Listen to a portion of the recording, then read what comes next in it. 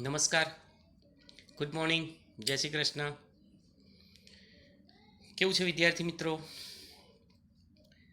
જુઓ, ધોરણ 11 કોમર્સ, વિષય વાણિજ્ય વ્યવસ્થા અને સંચાલન.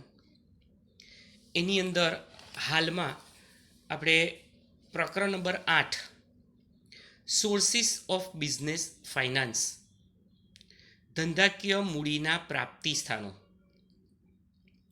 વિદ્યાર્થી મિત્રો, આજના આ સેશનમાં આપણે આ ચેપ્ટર પૂર્ણ કરવા માટે જઈ રહ્યા છીએ. આજે આ છેલ્લા 3 મુદ્દા આપણે ભણવાના છે: 8.3.6, 3.7 અને 3.8. વેપારી શાખ કે લેણદારો, ઇન્ટર કોર્પોરેટ ડિપોઝિટ એટલે કે આંતર કંપની થાપણો, અને માલિકીના ભંડોળ અને ઉછીના ભંડોળ વચ્ચેનો તફાવત, જે 3 માર્ક્સ માટે ખૂબ જ અગત્યનો છે. આપણે શરૂ કરીએ તે પહેલા આખા ચેપ્ટરનો એક પ્રિવ્યૂ મેળવી લઈએ. તો કોન્સેપ્ટ ઓફ બિઝનેસ ફાઇનાન્સ, ધંધાકીય મૂડીનો ખ્યાલ, and what is the requirement of business finance, એની જરૂરિયાત શું છે. નામાની દ્રષ્ટિએ મૂડી અલગ છે અને વાણિજ્યની દ્રષ્ટિએ મૂડીનો ખ્યાલ ખૂબ જ વ્યાપક છે, એવું આપણે શરૂઆતમાં સમજ્યા. અહીંયા વાણિજ્યની દ્રષ્ટિએ જોવા જઈએ તો વ્યાપક ખ્યાલ જે છે એ વ્યાપક ખ્યાલ, મૂડી એ ધંધાની નાણાકીય જરૂરિયાતો સંતોષવા માટે ઊભું કરવામાં આવેલું એક ભંડોળ છે. ત્યારબાદ ધંધાકીય મૂડીની જરૂરિયાત, જેમાં ધંધાની સ્થાપના માટે, સ્થાયી મિલકતો ખરીદવા માટે, ચાલુ મિલકતો ખરીદવા માટે, for the expansion and modernisation of the business, ધંધાના આધુનિકીકરણ અને વિસ્તરણ માટે, and last but not least for the accidental requirement, આકસ્મિક જરૂરિયાતોને પહોંચી વળવા માટે. તો આ એક 5 માર્કનો પ્રશ્ન હતો મિત્રો. ધંધાકીય એકમમાં નાણાંનું શું મહત્વ છે, કે ભાઈ નાણાંની અછત થાય તો શું પ્રશ્નો ઊભા થાય, એ વૈકલ્પિક ઉપયોગિતા ધરાવે છે, એટલે પૂરતા પ્રમાણમાં મૂડી હોવી જોઈએ, મૂડી કાર્યશીલ મૂડીના સ્વરૂપે હોવી જોઈએ, કાયમી મૂડીની પણ જરૂરિયાત એટલી જ છે. એ બધી જ બાબતો ઇમ્પોર્ટન્સ બતાવે છે ધંધામાં નાણાંનું. માલિકીના ભંડોળો આપણે જોયા. એની અંદર ઇક્વિટી શેર, ઇક્વિટી શેરમાં સામાન્ય equity share, sweat equity share અને અન્ય. પ્રેફરન્સ શેરની અંદર આપણે વાત કરી 20 વર્ષ પહેલાં પરત કરી શકાય તેવા અને 20 વર્ષ પછી પરત કરી શકાય તેવા પ્રેફરન્સ શેર. અને ત્રીજું માલિકીનું ભંડોળ એટલે નફાનું પુનઃરોકાણ અથવા રાખી મૂકેલી કમાણી. વિદ્યાર્થી મિત્રો, 5 માર્ક્સના 2 પ્રશ્નો, ઇક્વિટી શેર એટલે શું અને તેના લક્ષણો, તેમજ પ્રેફરન્સ શેર એટલે શું અને તેના લક્ષણો. તદુપરાંત ખૂબ જ અગત્યનો એવો તફાવત, આ પ્રકરણમાંથી 2 તફાવતો આપણે ખાસ કરવાના છે. એક છે ઇક્વિટી શેર અને પ્રેફરન્સ શેર, અને બીજો તફાવત છે માલિકીના ભંડોળ અને ઉછીના ભંડોળ. તો વિદ્યાર્થી મિત્રો, ઇક્વિટી શેર અને પ્રેફરન્સ શેર વચ્ચે તફાવતના 7 મુદ્દા અને એક અર્થ આપણે એડ કર્યો છે, એટલે 8 મુદ્દા.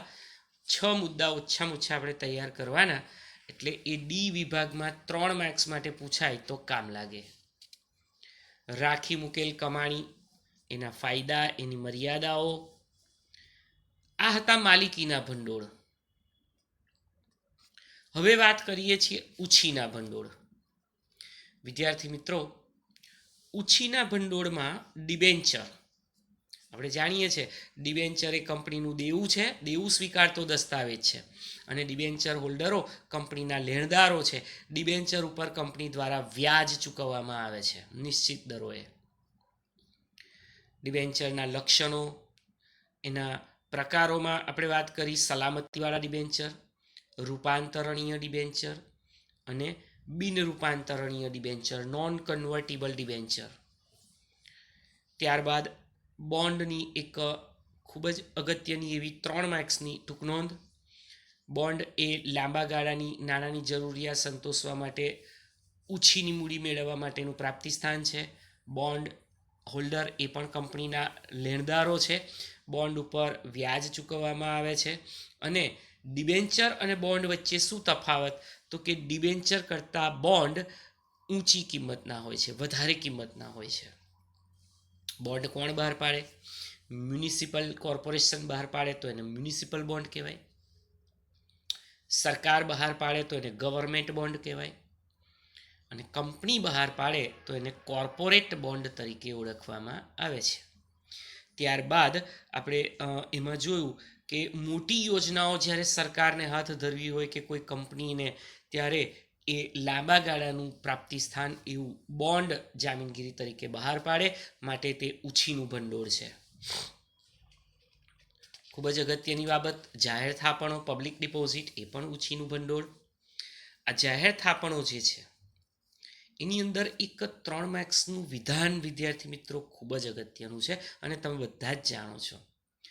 જાહેર થાપણો સુખ સમયના સાથી છે. સમજાવો. લગભગ બધા જ વિદ્યાર્થીઓને આ વિધાન સમજાવતા આવડતું જ હશે. કરી દેવાનું છે. જ્યારે કંપનીની આર્થિક સ્થિતિ અને પ્રતિષ્ઠા ખૂબ સારી હોય ત્યારે રોકાણકારો એ કંપનીની થાપણ જો બહાર પાડવામાં આવે તો તે ખરીદવા માટે પડાપડી કરે છે. પણ જ્યારે બજારમાં અફવા ફેલાય કે કંપનીની પરિસ્થિતિ કથળે, ત્યારે એ જ થાપણદારો પોતાની થાપણો પાકતી મુદત પહેલા પરત મેળવવા માટે કંપનીમાં ધસારો કરે છે. માટે એના લઈને કારણે કંપનીની આર્થિક સ્થિતિ વધારે બગડે છે.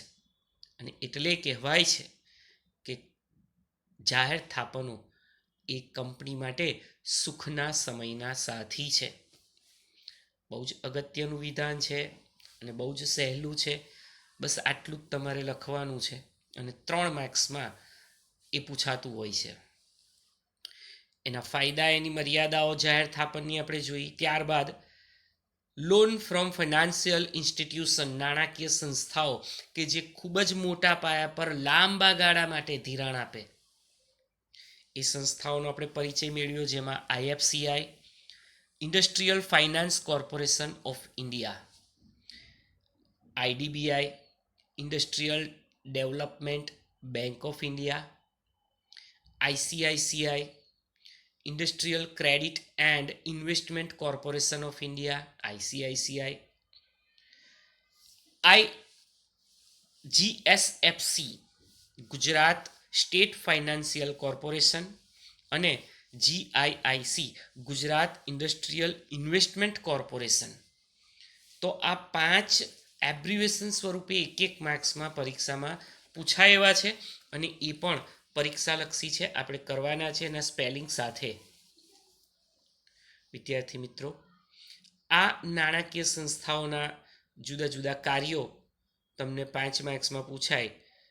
માત્ર કેશ કે રોકડ સ્વરૂપે ધિરાણ ન આપતા આ સંસ્થાઓ તમારા શેર ખરીદીને નાણાં પૂરા પાડે, કંપનીને લોન આપીને નાણાં પૂરા પાડે, તકનીકી સેવાની સીધી ચૂકવણી, direct payment of consultation charges, એ રીતે પણ સહાય કરે, બાંહેધરી પૂરી પાડે. એટલે કોઈ બેંકમાંથી તમને ધિરાણ જોઈતું હોય તો આ સંસ્થાઓ તમારા વતી એટલે કે કંપની વતી બેંકને ગેરંટર તરીકે પોતે સેવાઓ આપે છે. અન્ય સેવાઓમાં સ્થાપના કરવી હોય, બજાર સંશોધન કરવું હોય, વિદેશી બજારની માહિતી મેળવવી હોય તો પણ આ નાણાકીય સંસ્થાઓ જે આપણે વાત કરી, IDBI, ICICI, GIIC, GSFC, આ બધી સંસ્થાઓ જે છે એ સહાય કરતી હોય છે. ત્યારબાદ આપણે વેપારી બેંકોનો પરિચય મેળવ્યો. વિદ્યાર્થી મિત્રો, આ વેપારી બેંકો જે છે એ અગાઉ પણ બેંકના ચેપ્ટરમાં આપણે ભણી ગયેલા કે એના કાર્યો શું છે. અહીંયા એના 3 સ્વરૂપે એ ધિરાણ કરે છે. તો પ્રશ્ન તમને એવો પૂછાય છે 1 માર્ક્સમાં અને 2 માર્ક્સમાં અને 3 માર્ક્સમાં પણ પૂછાય કે ભાઈ વેપારી બેંકોની ધિરાણ કરવાની રીતો જણાવો 1 માર્ક્સમાં. તો લોન, કેશ ક્રેડિટ અને ઓવરડ્રાફ્ટ. લોન, કેશ ક્રેડિટ અને ઓવરડ્રાફ્ટ. ત્યારબાદ લોન એટલે શું, કેશ ક્રેડિટ કોને કહેવાય, ઓવરડ્રાફ્ટ એટલે શું. આપણે ઓવરડ્રાફ્ટ જોઈએ તો વેપારીને ચાલુ ખાતામાં રહેલી જમા રકમ કરતાં વધારે રકમ ઉપાડવાની જે સુવિધા બેંકો તરફથી આપવામાં આવે છે તેને ઓવરડ્રાફ્ટ કહે છે. કેશ ક્રેડિટ એટલે શું, બેંક વેપારી કે ઉદ્યોગોને ધંધાકીય જરૂરિયાત માટે માલ સ્ટોક કે અંગત મિલકતોની જામીનગીરી પર જે રકમ મંજૂર કરે તેને કેશ ક્રેડિટ સીસી કહે છે, વેપારી શાખ. અને લોન, તમે જાણો છો લોન એ વેપારી બેંકો ધંધાદારીઓને મધ્યમ ટૂંકા ગાળા માટે લોન આપે છે, જેને એક સાથે પણ પરત કરી શકાય અને ઈએમઆઈથી પણ પરત કરી શકાય, એટલે કે ઇક્વટેડ મંથલી ઇન્સ્ટોલમેન્ટ, હપ્તા હપ્તે મહિનાના હપ્તા કરીને પણ એ લોન રીપેમેન્ટ કરી શકાય. બેંક કોઈ પણ જામીનગીરી લઈને આ રીતે લોન આપતી હોય છે. પર્સનલ લોન હોઈ શકે, બિઝનેસ લોન હોઈ શકે, એજ્યુકેશન લોન હોઈ શકે, વ્હીકલ લોન હોઈ શકે, ઘણી બધી લોનના સ્વરૂપ છે. ક્રોપ લોન, કૃષિ લોન પણ હોઈ શકે. કૃષિ લોનમાં ઈએમઆઈ ન હોય, એક સાથે જ 1 વર્ષના અંતે તે પરત કરવાની હોય છે. તો વિદ્યાર્થી મિત્રો, આપણે આ ચેપ્ટરમાં અત્યાર સુધી 8.3.5 સુધીના મુદ્દાની ચર્ચા કરી હતી. આજે આપણે આગળ વધીએ. બીજા 2 મુદ્દા ઉછીના ભંડોળમાં વેપારી શાખ અને આંતર કંપની થાપણો, ઇન્ટર કોર્પોરેટ ડિપોઝિટ, એની ચર્ચા કરીશું. અને ત્યારબાદ એક 3 માર્ક્સનો મોસ્ટ ઇમ્પોર્ટન્ટ એવો પ્રશ્ન માલિકીના ભંડોળ અને ઉછીના ભંડોળ વિશે તફાવત જોઈશું. તો શરૂઆત કરીએ છીએ વેપારી શાખ. વેપારી શાખને ધંધાના લેણદારો પણ કહેવાય. વિદ્યાર્થી મિત્રો, કેટલાય ધંધાકીય એકમોને કાચા માલની જરૂર પડે, તૈયાર માલની જરૂર પડે કે અન્ય સાધન સામગ્રી, યંત્ર લેવા હોય કે અન્ય કોઈ પણ ઉત્પાદનની પ્રક્રિયામાં ઉપયોગ લઈ શકાય તેવા સાધનોની જરૂર પડે છે, ત્યારે આ સંજોગોમાં ઉત્પાદકો કે વેપારીઓ એમના મિત્રો, વેપારી મિત્રો કે ઉત્પાદક મિત્રો પાસેથી અમુક સમયની શાખ ઉપર ખરીદી કરે છે, ઉધાર ખરીદી કરે છે, ક્રેડિટ પરચેઝ, અને વર્કિંગ કેપિટલ એટલે કે કાર્યશીલ મૂડી ઊભી કરે છે. એટલે અહીંયા ધ્યાન રાખજો, વેપારી શાખમાં લેણદારો સીધી રીતે મૂડી નથી પાડતા, દે કેનોટ પ્રોવાઈડ ડાયરેક્ટ કેશ, પણ માલ કે સેવા તમને શાખ ઉપર આપી પરોક્ષ રીતે ઇનડાયરેક્ટલી તમારી મૂડીની જરૂરિયાતોને સંતોષે છે.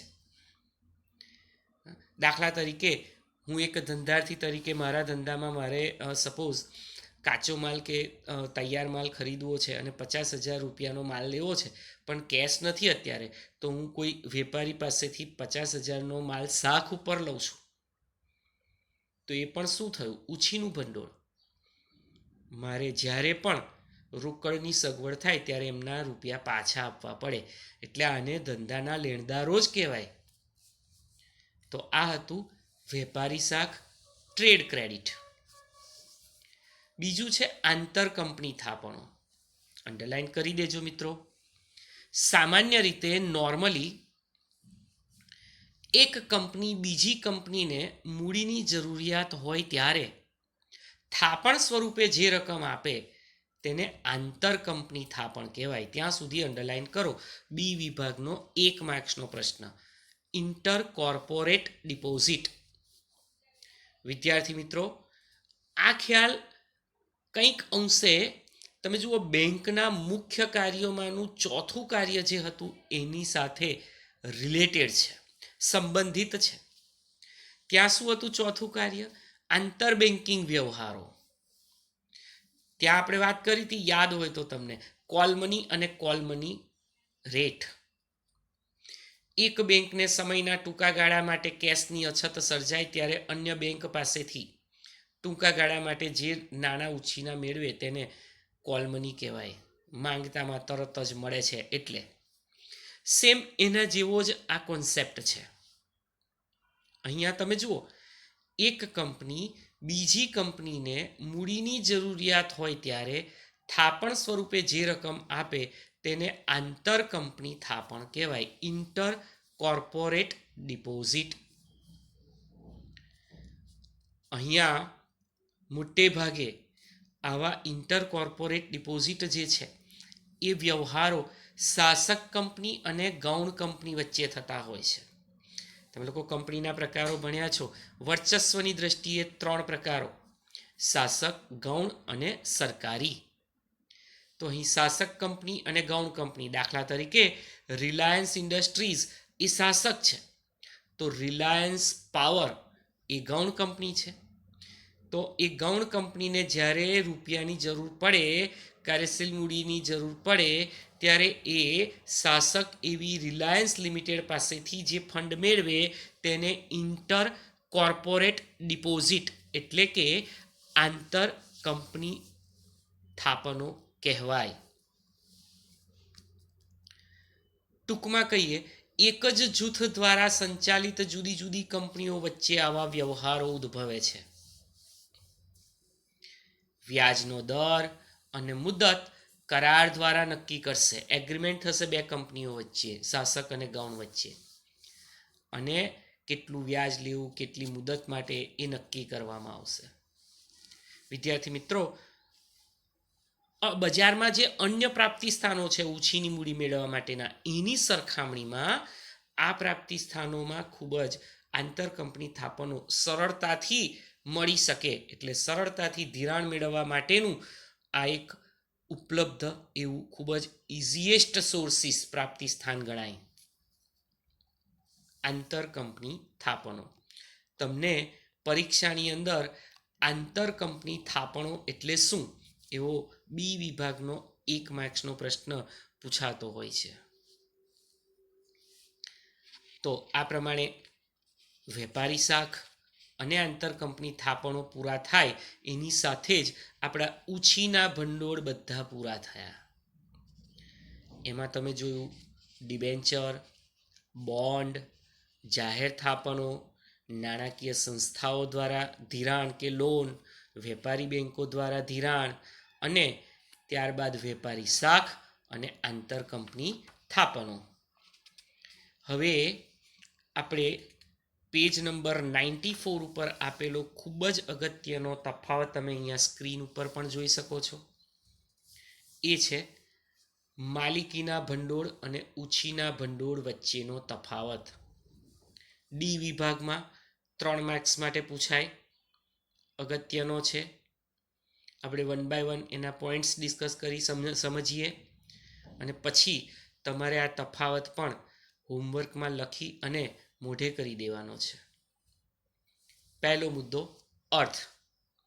વિદ્યાર્થી મિત્રો, શરૂ કરીએ તે પહેલાં પરીક્ષામાં જ્યારે પણ તફાવત સ્વરૂપનો પ્રશ્ન પૂછાય ત્યારે તમારે ખાસ એના પોઈન્ટ્સ પાડીને આ જ પ્રમાણે ખાના પાડીને તફાવતને સમજાવવાનો રહેશે. ચલો, પહેલો મુદ્દો, અર્થ. માલિકીના ભંડોળ. શેરહોલ્ડરો દ્વારા રોકવામાં આવતા નાણાંને માલિકીના ભંડોળ કહે છે. એટલે કોઈ કંપની શેર બહાર પાડે અને દેશના નાગરિકો એ શેર ખરીદે, આઈપીઓ ઇનિશિયલ પબ્લિક ઓફર ભરે અને શેર ખરીદે, ત્યારે તેવા ભંડોળને માલિકીના ભંડોળ કહેવાય. એટલે જ તો શેરધારકો એ કંપનીના સાચા માલિકો છે, a real owner of the company. ઉછીના ભંડોળ. જ્યારે નાણાં અન્ય પ્રાપ્તિ સ્થાનો પાસેથી મેળવીને ધંધામાં રોકાણ કરવામાં આવે તેને ઉછીના ભંડોળ કહેવાય.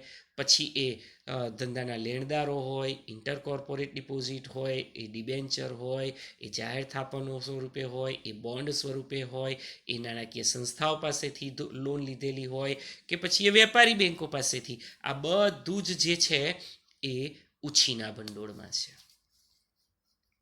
ચાલો, બીજો મુદ્દો, તફાવતનો પ્રાપ્તિ સ્થાન.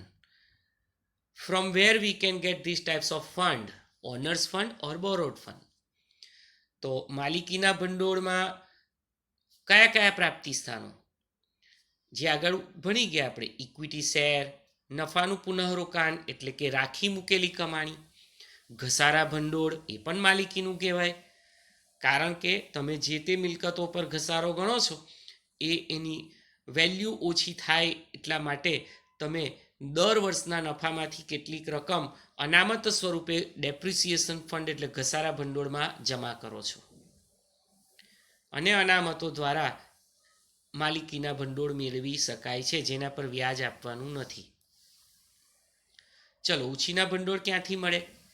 તમે ડિબેન્ચર બહાર પાડો, વ્યાપારી બેંકો પાસેથી ધિરાણ મેળવો, નાણાકીય સંસ્થાઓ પાસેથી લોન મેળવીને તમે ઉછીના ભંડોળ મેળવી શકો છો. બરાબર, આ બધા this are the sources of borrowed fund. ત્રીજું છે વળતર. માલિકીના ભંડોળ ઉપર વળતર સ્વરૂપે ડિવિડન્ડ મળશે. તમે બધા જાણો છો, આપણે કોઈ કંપનીના શેર ખરીદીએ ત્યારે એ કંપની વર્ષાંતે જે કંઈ પણ નફો કરે કંપનીના સંચાલકો વાર્ષિક સામાન્ય સભામાં નક્કી થયા પ્રમાણે ડિવિડન્ડ જાહેર કરે. એટલે શેર ઉપર મળતું વળતર ડિવિડન્ડ એ માલિકીના ભંડોળનું વળતર ગણાય છે. જ્યારે ઉછીના ભંડોળ પર વળતર તરીકે નિશ્ચિત દરે વ્યાજ ચૂકવવામાં આવે છે. રેટ ઓફ ઇન્ટરેસ્ટ, વ્યાજના દર, ફિક્સ્ડ રેટ ઓફ ઇન્ટરેસ્ટ. એટલે માલિકીના ભંડોળ પર આપણને ડિવિડન્ડ મળે અને ઉછીનું ભંડોળ જો હોય કંપની મેળવે તો કંપની વ્યાજ ચૂકવે અને આપણે કંપનીને પ્રોવાઈડ કર્યું હોય તો આપણને વ્યાજ મળે. વળતરનો દર, ચોથો મુદ્દો. માલિકીના ભંડોળ પર વળતરનો દર અનિશ્ચિત હોય છે. કેમ? કારણ કે કંપની નફો કરશે તો ડિવિડન્ડ આપશે. કેટલીક વાર તો નફો કરે તો પણ ડિવિડન્ડ ન આપે. કેમ? તો કે રિટેઇન કર્યું, પુનઃરોકાણ કર્યું, પોલિસી ઓફ ધ કંપની. એટલે વળતરનો દર નક્કી નથી હોતો. જ્યારે ઉછીના ભંડોળમાં વળતરનો દર નક્કી હોય છે, નિશ્ચિત, ફિક્સ્ડ રેટ ઓફ ઇન્ટરેસ્ટ. ચોથો મુદ્દો આવ્યો વળતરનો દર. પાંચમું, મૂડી પરત. માલિકીની મૂડી સૌથી છેલ્લે પરત થાય છે.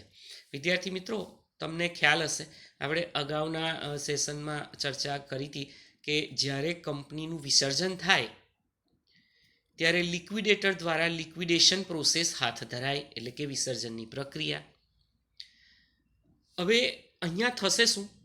કંપનીની બધી જ મિલકતોને માર્કેટમાં વેચી દેવામાં આવશે અને ફંડ ઊભું કરવામાં આવશે, ભંડોળ. એ ભંડોળમાંથી હું જે કહું છું એ ક્રમ પ્રમાણે જ પેમેન્ટ થવાનું છે. સૌથી પહેલાં ઉછીના ભંડોળમાં ડિબેન્ચર હોલ્ડરો અને સલામત લેનદારો એમને રૂપિયા ચૂકવાશે. પછી વધે તો પ્રેફરન્સ શેર ધારકોને એમના શેરની રકમ પરત કરવામાં આવશે. અને પછી વધે તો જ, ના વધે તો નહીં, ઇક્વિટી શેર ધારકોને એમની રકમ પરત કરવામાં આવશે. મિત્રો, અહીંયા યાદ રાખજો કે સૌથી પહેલાં સલામત લેનદાર, પછી પ્રેફરન્સ શેર અને પછી ઇક્વિટી શેર હોલ્ડરોને એમની રકમ પરત કરવામાં આવે. આ સંજોગોમાં ઇક્વિટી શેર ધારકોને જો રકમ ન મળે ને તો પણ વાંધો નહીં, કારણ કે they are real owner of the company. સાચા માલિકો છે ભાઈ. નુકસાન ગયું છે, ફંડ નથી વધ્યું તો ના પણ મળે, અને વધે તો મળે પણ ખરું. એટલે માલિકીની મૂડી સૌથી છેલ્લે પરત થાય. જ્યારે ઉછીના ભંડોળ જે છે એ માલિકીના ભંડોળ કરતાં પહેલાં પરત થાય. મેં તમને પેલો ક્રમ કીધો ને, સૌથી પહેલો ક્રમ હતો ડિબેન્ચર ધારકોનો, ત્યાર પછી આવ્યો પ્રેફરન્સ શેર હોલ્ડરોનો, અને છેલ્લે આવ્યું ઉછીના ઇક્વિટી શેર એટલે કે માલિકીના ભંડોળો. જો વધે તો પાછા, ના વધે તો નહીં. આમ આ રીતે માલિકીના ભંડોળ અને ઉછીના ભંડોળ વચ્ચે જે તફાવત છે એના મુદ્દા: પહેલો અર્થ, બીજું પ્રાપ્તિ સ્થાન, ત્રીજું વળતર, ચોથું વળતરનો દર અને પાંચમું મૂડી પરત. તો વિદ્યાર્થી મિત્રો, આ તફાવત પૂર્ણ થાય એની સાથે જ આપણું આ પ્રકરણ નંબર 8 વાણિજ્ય વ્યવસ્થા અને સંચાલનમાં પૂર્ણ થયેલું છે. તમે લોકો જાણો છો, ડિસેમ્બરમાં જે એકમ કસોટી નંબર 5 આવે છે. એની અંદર તમારું વાણિજ્ય વ્યવસ્થાનું 5મું અને 6ઠું પ્રકરણ કોર્સમાં છે. 7મું પ્રકરણ ચાલુ વર્ષ માટે રદ કરેલું છે સરકારશ્રીએ. અને ત્યાર પછી આ 8મું પ્રકરણ આપણું આજે અહીંયા પૂર્ણ થયું છે. ત્યારે તમારે હવે હોમવર્કમાં એના MCQ એટલે કે પહેલો પ્રશ્ન, એના કુલ 11 MCQ, બીજો પ્રશ્ન એક વાક્યમાં જવાબ આપો એના કુલ 6 પ્રશ્નો, ત્રીજો પ્રશ્ન ટૂંકમાં જવાબ આપો એના કુલ 7 પ્રશ્નો એ તમારે હોમવર્કમાં લખવાના છે. અને આજે ચાલેલો આ તફાવત જે છે એ તફાવત પણ તમારા સ્વાધ્યાયના ચોથા પ્રશ્નની અંદર ચોથો પ્રશ્ન માલિકીના ભંડોળ અને ઉછીના ભંડોળ વચ્ચે તફાવત સમજાવો આપેલો જ છે. તો આ તફાવત આખો લખવાનો, સાથે સાથે સ્વાધ્યાયનો પહેલો MCQ વાળા પ્રશ્નો, બીજો એક વાક્યવાળા પ્રશ્નો અને ત્રીજો ટૂંકમાં જવાબ આપો. આ 3 પ્રશ્નોત્તર પણ તમારે હોમવર્કમાં લખવાના છે. અને એ સાથે જ આપણે અહીંયા 8મું પ્રકરણ જે છે એ પૂર્ણ થયેલું જાહેર કરીએ છીએ. Thank you.